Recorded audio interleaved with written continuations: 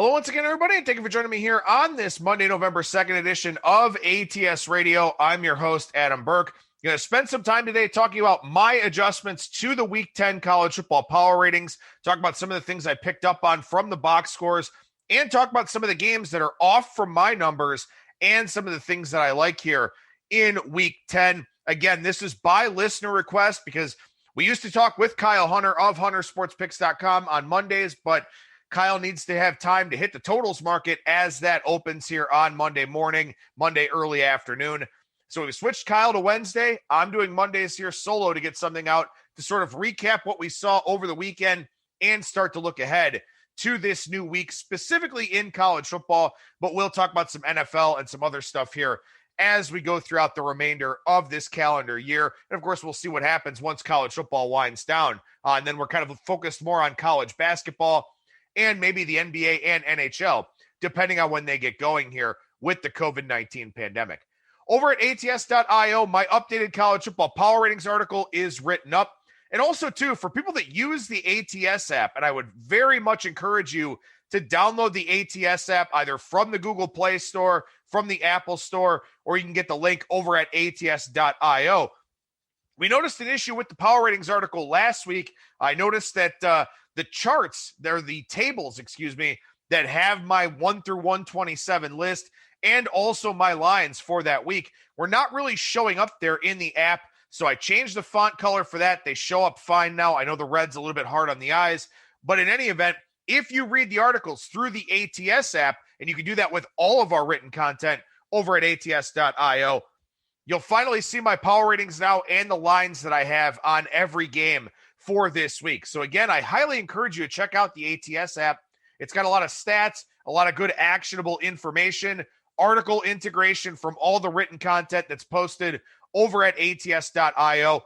And it's also a bet tracker for you. So you can put your picks in there, follow along with how you're doing. You can see lines from several different U.S. sports books.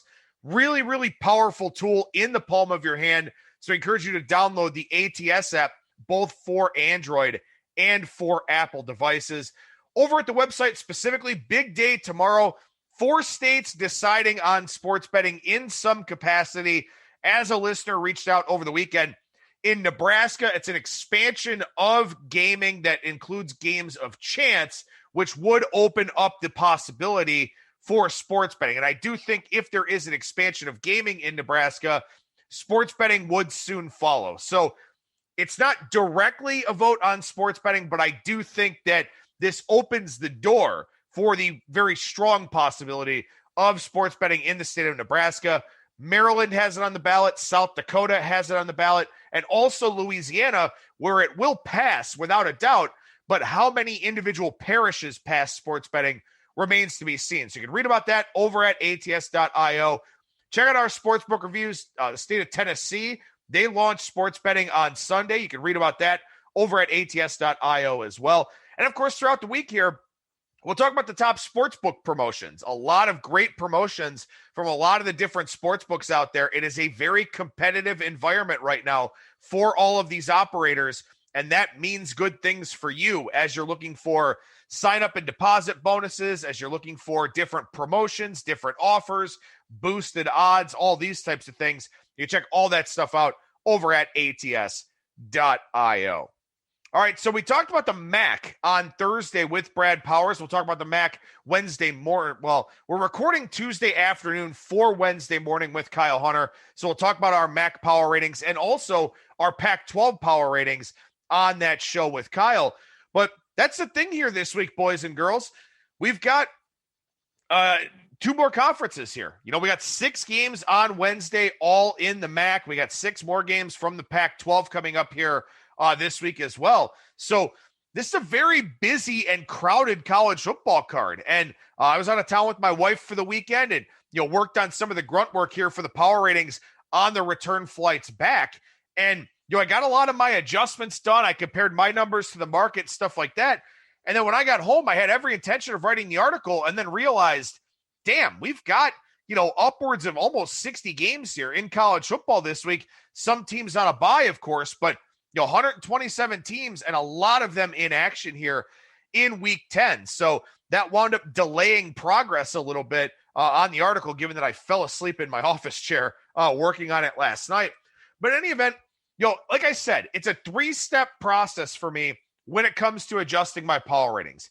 The first is that I compare my number to the market close, because at that point in time, in theory, every piece of value has been extracted from that line both ways. So people have bet on both sides of that game. The number has settled in that spot for a reason. So I compare my lines to the closing lines from that week.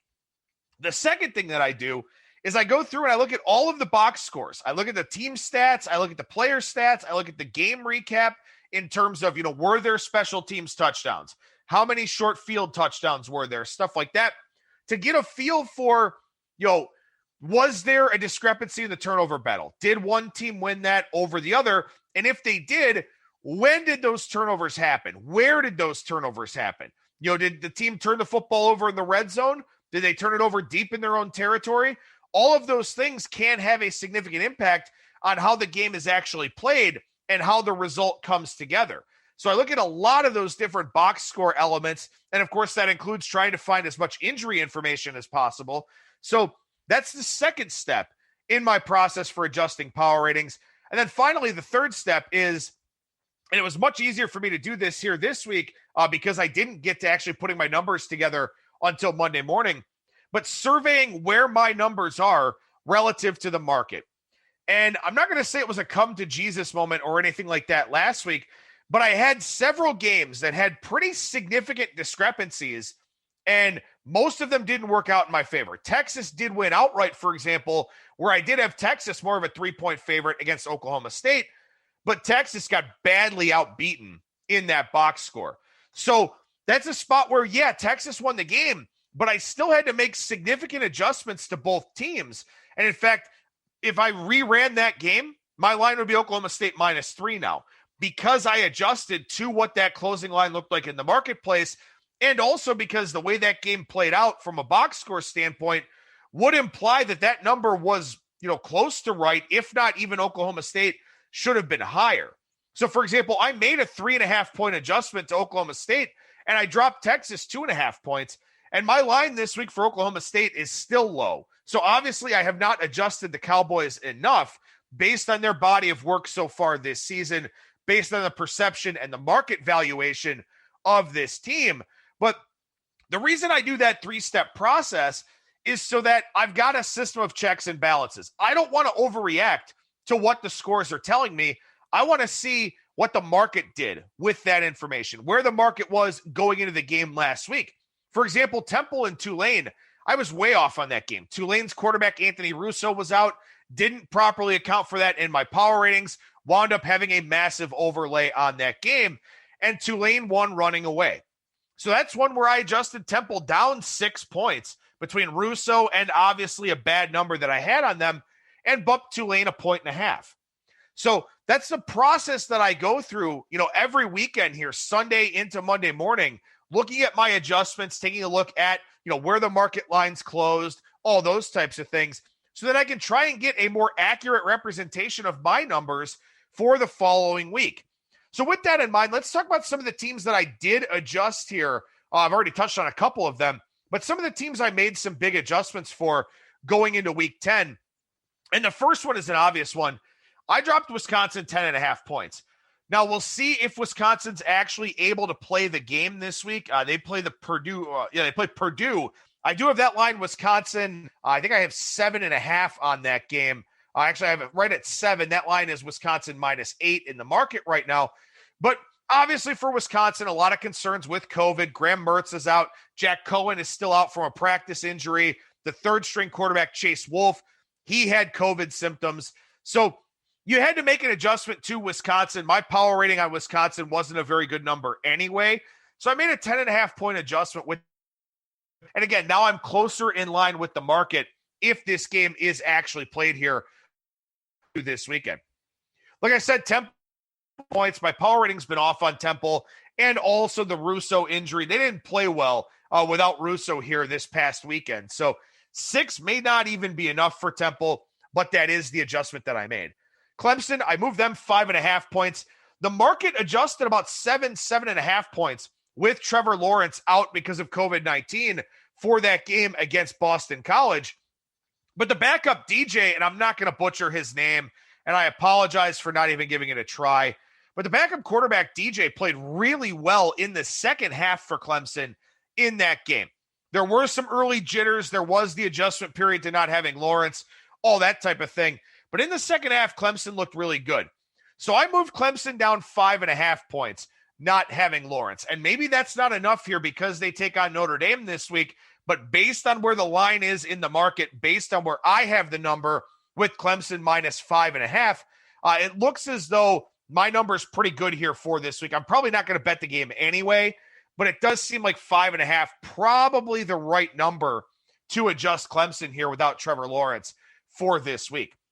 Another big adjustment here for me is Iowa. And I did make some big adjustments on the Big Ten and the Mountain West here for this week because there are some teams I just didn't have good power ratings numbers on, and Iowa was one of them. So I dropped Iowa 5 points. I gave them the benefit of the doubt with the numbers I was creating prior to Big Ten play because they've been very consistent under Kirk Ferentz. But back-to-back weeks, my Iowa number's been high. And maybe 5's not even enough of an adjustment, but I did give them a pretty big drop here for this week. Same thing with the Memphis Tigers. You know, I talked about this game last week, Memphis and Cincinnati, at multiple points in what I wrote about and on the show, and my number was just dead wrong. Cincinnati won, one running away. I still don't have Cincinnati's line high enough this week, but I did drop Memphis down 5 points. And it would appear that a big reason why my number was off so much is because Cincinnati is a much higher rated team than where I had them. But it does appear that I kind of let Memphis snowball a little bit, didn't make the adjustments that I should have, so I wound up dropping them 5 points here in my power ratings. Nevada, a team I moved up 4.5 points this week. The market loves Nevada. And I thought that I was a little bit higher on Nevada than most of the market coming into the season, but that has not been the case. In 2 games, I've been too low on them. They've had 2 good data points, so I bumped them up 4.5 points this week. My line's still a little bit low for their game against Utah State. So maybe, if anything, I've been too conservative with my power ratings adjustments for this season. And again, we talked about this last week with Brad Powers that, maybe perception is just running rampant, or, maybe these data points do mean a lot more here this season because, in a COVID year, we want to trust teams that feel trustworthy. And right now, Nevada feels more trustworthy than UNLV, than Utah State, stuff like that. Maybe I need to make some more significant adjustments week in and week out. I try not to overreact, and maybe to a degree, that's caused me to be a little bit too conservative on some of these teams out there in the marketplace. Colorado State down 4.5 points. Minnesota down 4.5 points as well. This Minnesota team does not look good. Offensively, they are not nearly as efficient. Defensively, they look really, really bad. 4.5 points may not be enough of an adjustment for them. We'll see how they look this week in their matchup. But, again, Minnesota here, their 2 data points thus far just have not been strong at all whatsoever. San Jose State, I moved up 4 points, and this may be one I may have to move up again here sometime soon. Texas A&M transfer and Arkansas transfer Nick Starkel. He kind of bounced around the SEC for a while, but now he's with San Jose State. San Jose State, a pretty good offensive mind in former wide receiver Brent Brennan. Bailey Gaither is probably the best wide receiver that nobody talks about in college football. I bumped San Jose State 4 points. It may not be enough. We'll see what happens with their game here this week. They do step up in class, though, on Friday night, taking on San Diego State. I'm right in line with the market. I've got this one 10, market's 9.5, but San Jose State warranting a big upgrade here in my power ratings for this week. Wake Forest, I bumped 4 points. I've talked about this one a few times that I've been kind of slow on the market in Wake Forest. Same thing with Virginia, who I moved up 3 points as well. Then finally, I bumped New Mexico down 4 points. My line was way off last week against San Jose State, way off even when they adjusted the venue. So dropped New Mexico down 4 points here. One other thing, and this is very important, I should definitely talk about this. I've changed my baseline home field advantage to be 2 points now as opposed to 1. And in the article over at ATS.io, you can see my home field advantage calculations for any team that doesn't have the default home field advantage. If there's nothing in the HFA box, their home field advantage is 2. And I talked about this with Brad Powers last week. I made a bump of every team for this week here in my power ratings. But as I said, my baseline is now 2. There are some teams that are 2.5. There are some teams that are 3 here for week 10. And we'll see if I have to make another adjustment as we go forward here in subsequent weeks. But it does appear that the odds makers are going with something much closer to regular home field advantage than I was. So that's part of the reason why my numbers have been off in some of these games. But again, I think home teams were 48% going into week 9. I haven't rerun the data here yet, but home teams, really haven't done exceedingly well this year. So usually it's about a 50-50 proposition. This year it's not. I do think home field advantage in the market is being evaluated a little bit too highly, but I did make some adjustments to be a little bit closer in line with the market. And again, I know that a lot of you probably don't do power ratings. Hopefully this solo segment has some benefit for you. Maybe it doesn't, but you like to try and be close to in line with the market. You don't want a bunch of wild discrepancies in your numbers like I had last week. I've got a handful of them here this week, none to as high of a degree as I had with some of last week's games. But, if the market has evaluated home field advantage to be around 3 points, I can disagree with that, but I don't want to be at 1 point. I don't want to be that far off from what the prevailing number is. So that's why I did make that adjustment. And like I said, we'll see if that winds up being enough here as we go forward. A handful of games where I am off on the market to touch on here today. Western Michigan and Akron. This one here, the Wednesday night game. Akron is at home. My number's 13.5 here with Western Michigan a road favorite. The market is 18, and this one is moving away from my number. Now, I think Western Michigan's down a little bit this year. I think this is a perception-based play on the idea that Akron was so bad last year and probably won't improve that much this year. And that certainly is a possibility. Akron could just be, an absolute bottom feeder once again. And look, the thing of it is, I've got Akron as the 3rd worst team in the country in my power ratings. Only Louisiana Monroe and UMass are lower than Akron, who's also tied with Bowling Green. Now, maybe my numbers are a little bit too high on those two teams because my line is a little bit cheap here on Bowling Green and Toledo. That line's 22 in the market.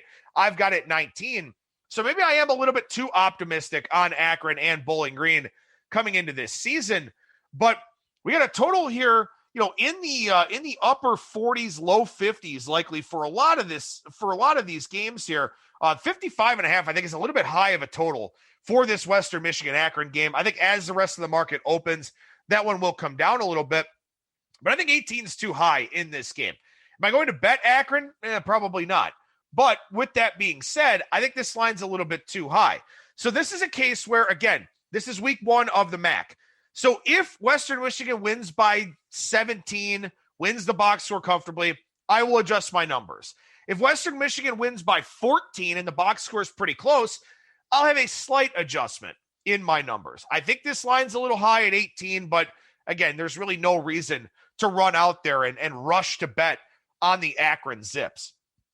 I mentioned already that I did upgrade Nevada 4.5 points this week, but my line is still low on this Utah State game on Thursday night here. I've got it 11. It's 15.5, 16 out there in the marketplace. And Utah State has not looked good at all. I mean, they've looked really, really bad. And the thing about it is that I have already adjusted Utah State down twice, and I've already adjusted Nevada up twice. When you think about this, Boise State and Utah State played in the first Mountain West game, right? Boise State was a 17-point favorite at home. And I know that we've got 2 data points here, but this number is trending in that direction. This feels like an overreaction to me, and I'm not going to bet Utah State.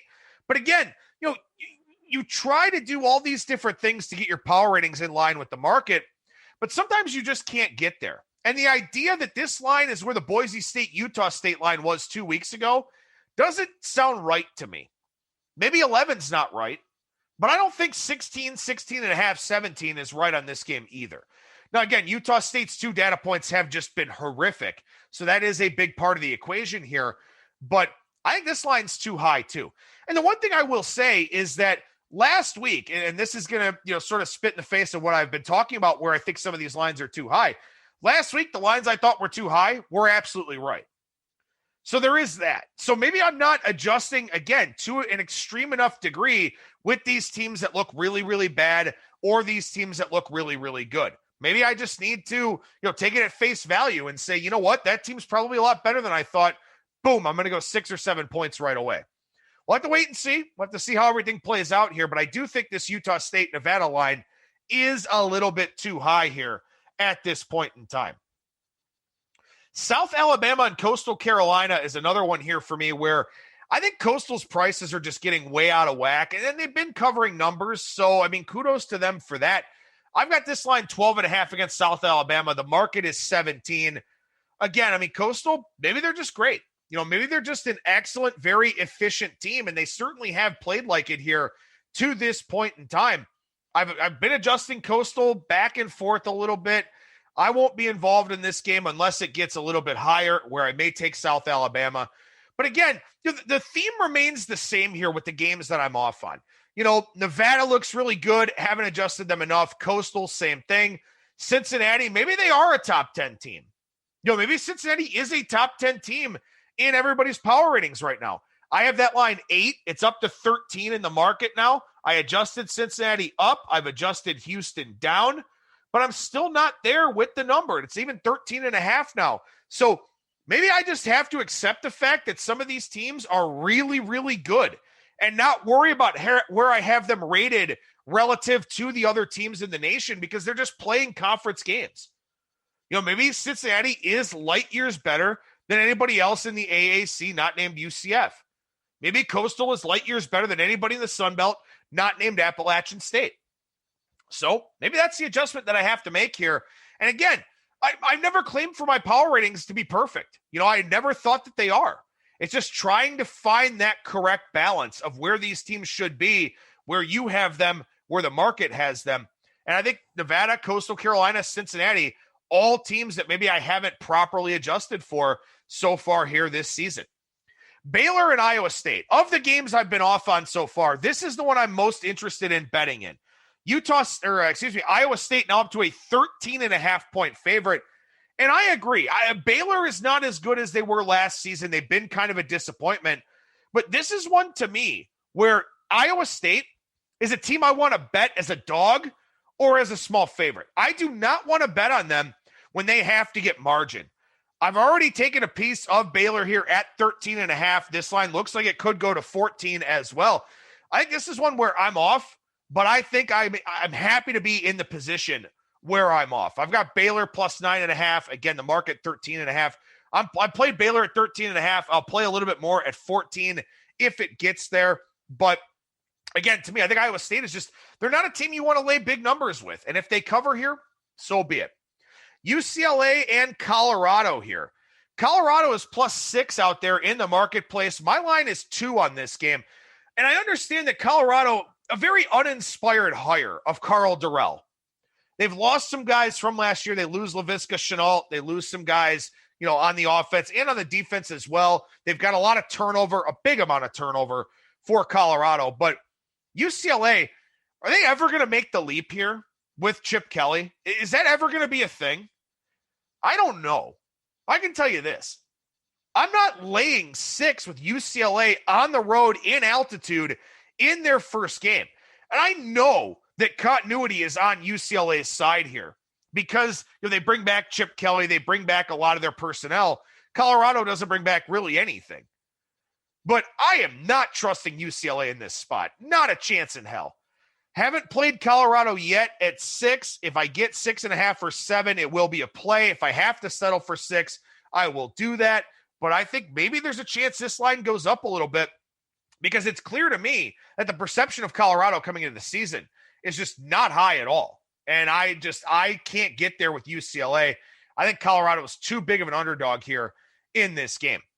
I mentioned I'm still not there yet on Oklahoma State and their line here against Kansas State 11 in the market. I've got it 7. I'll take Kansas State here at this price. I mean, look, I think at 11, it's a good number. Kansas State, very good on special teams. I know Oklahoma State's defense has played very well, but Kansas State does so many little things well. And again, this is in that range where Kansas State covers a lot of these types of numbers, 10, 11, 12, stuff like that, in that underdog role where they're playing a team that's superior to them. They just cover those kinds of games because they're so detail-oriented. And I get it. Oklahoma State should have won and covered against Texas last week. That was a very misleading box score, to say the least. I think Oklahoma State is just overpriced here in this game. I like Kansas plus 11.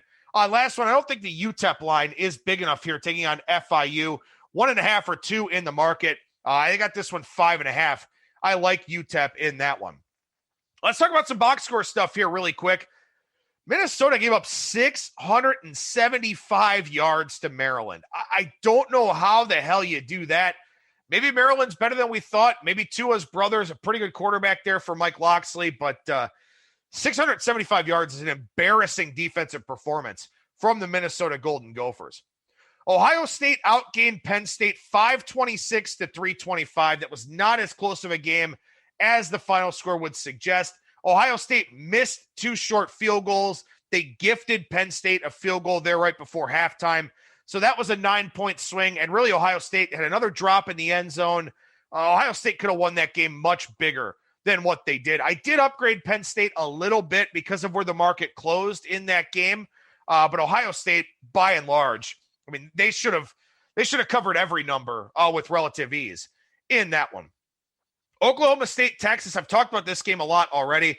Oklahoma State was -5 in turnover margin. They were -4 in the fumble department. They outgained Texas 530 to 287. Texas had scoring drives of 15 yards, 5 yards, -3 yards, and ran back a kick for a touchdown. So Texas got very, very lucky in that game, to say the least. And I can understand why people are betting on Oklahoma State this week as a result, in particular because Kansas State, we talked about it a lot here. They've had a lot of really fortunate things happen on special teams with some blocked punts, punt return touchdowns, stuff like that. Indiana, another terrible offensive performance from the Hoosiers. 343 yards, only 5.2 yards per play in their game against Rutgers. Now, they covered the number they shouldn't have. They were +3 in turnover margin. The weird lateral play aside, Indiana did not look like a team that should have scored 37 points in that game. So Indiana is a team that, I dropped in my power ratings here only 1.5, but I probably should have gone lower based on their 2 offensive performances here so far. Navy, game state, really important to talk about, really important to look at from a yardage standpoint because you want to look more at yards per play than you do total yards. Navy threw for 239 yards in their game last week against SMU. Again, game state played a big role there. They trailed big throughout most of that one. How about Boise State here? 9.4 yards per play. They had 49 points. They had 49 offensive snaps. And that was without Hank Bachmeier, who was a late scratch in that game. USC transfer Jack Sears wound up playing really well for Boise State in that matchup. They only had 4 third down attempts. So lots of early down success for Boise State, and an awesome game coming up here on Friday night with BYU on the Smurf turf at Boise State. Great game there. How about Mike Collins, the quarterback for Rice? Only 12 completions for him last weekend, but 4 of them went for touchdown passes. So that was a pretty interesting development there for the Rice Owls. Syracuse, back-to-back games, -3 in turnover margin. We talked about this a couple of weeks ago when we did some of the regression metrics with Kyle Hunter, that Syracuse was like +11 in turnover margin. Well, they're -3 the last 2 games. We said their turnover margin would regress. We said they'd get a lot worse when that happened. And so far, that has been the case here for the Syracuse Orange. UCF, 44 points. They racked up over 680 yards once again. They had 2 short red zone field goals and missed a field goal. So UCF left points on the board once again. That's just a dynamic, efficient offense that it left some points on the board. They've had some turnovers in the red zone. They've kicked some short field goals, stuff like that. But, man, they move the ball a ton. If they can ever figure out their red zone success, they'd be virtually unstoppable there in the AAC. Troy's backup quarterback had to go. Gunnar Watson was actually not able to start this game for Troy. Jacob Free played the game against Arkansas State. 33 of 45 for 419 yards, 2 touchdowns. He's been just as good pretty much as Gunnar Watson. So Troy's offense firing on all cylinders right now for Chip Lindley, the head coach down there. Chip Lindsey, excuse me. UAB had 3 turnovers in their game against Louisiana Tech. They lost the game outright, but they should not have. They outgained Louisiana Tech 338-49 on the ground. They were 2 for 13 on third down. Turnovers played a really big role in that game. Baylor and TCU, they combined for 56 points last week. I think it was, pretty higher scoring expectation I think a lot of people had for that game. They combined to go 5 for 29 on third down, Baylor and TCU there. So, again, I do like Baylor this week against Iowa State, but I will tell you that their offense has not been great to this point. Louisville, Virginia Tech was a weird game. Louisville 548-466 won the yardage battle, but -3 in turnover margin. All of those were Malik Cunningham interceptions, allowing Virginia Tech to win that game there against Louisville. How about this Duke and Charlotte game? Duke wins 53-19. But they only outgained Charlotte 401-338. Charlotte had the ball for 42 minutes and 30 seconds in this game. Duke had almost 8 yards per play and, again, put up 53 points when they only had the ball for about 17 and a half minutes in that one. Very strange game, to say the least. And lastly here, Louisiana, the Ragin' Cajuns, they outgained the opposition 614-382 in their game over the weekend, but Louisiana had 4 turnovers in that one. So they racked up a ton of yardage against Texas State, but they turned the ball over. They gave away some possessions. They could have hung almost 60 in that game if they wanted to, but they had the 4 turnovers there that did really wreak havoc on that matchup. So a lot to chew on here from today's show. A lot of thoughts. And again, a lot of this, if you missed it or you don't want to re-listen to the show, a lot of this posted over at ATS.io. In my power ratings article. Don't include the box score stuff, but the adjustments, the lines, all that over there in my power ratings article. As far as some of the marquee games I haven't really talked about too much here for this weekend, Michigan, Indiana, again, Michigan a 3-point favorite here. Off the loss to Sparty, Indiana off of 2 bad offensive performances. Michigan's a better team than what they showed in that game against Michigan State. The play calling was suspect. A lot of things just went wrong for Michigan in that game. I'm right on the number. I got it Michigan -3.5. If I had to do anything here, it would be to play Michigan. But we'll see what happens with that line as we go throughout the week here. Florida and Georgia, my line's a little bit high at 5.5. But Stetson Bennett did not play well for Georgia against Kentucky. Very low-scoring game. 2 bad offenses in that one. I agree with and understand why this line's gone down on the Florida side here. We'll see if there's any supplemental discipline and suspensions off of Florida's brawl against Missouri. But I agree with that line going down. I think Florida's a very good team. I think Dan Mullen has that team going in the right direction. I think my line is a little bit high in that one. And then Clemson, Notre Dame. Again, I didn't really talk too much about this game. But my line's 5.5 here. We saw a little bit of Clemson money on Monday morning in that marquee matchup. Brad Powers already saying on Twitter that he bet Clemson -4 on the Circa openers. I think that one probably goes to 6.5 here before we see any indication of some Notre Dame buybacks. So we'll talk about a lot of those games as we go throughout the week here on ATS Radio with Kyle Hunter on Wednesday, Brad Powers on Thursday. We'll talk NFL with Brian Blessing on Tuesday. I'll give you my Circa thoughts on Friday, coming off of a tough 2-3 week for me. But a lot of stuff, a lot of content here on ATS Radio. And, of course, as always, over at ATS.io. That'll do it for me. Thank you so much for listening, everybody. And I will talk to you again tomorrow.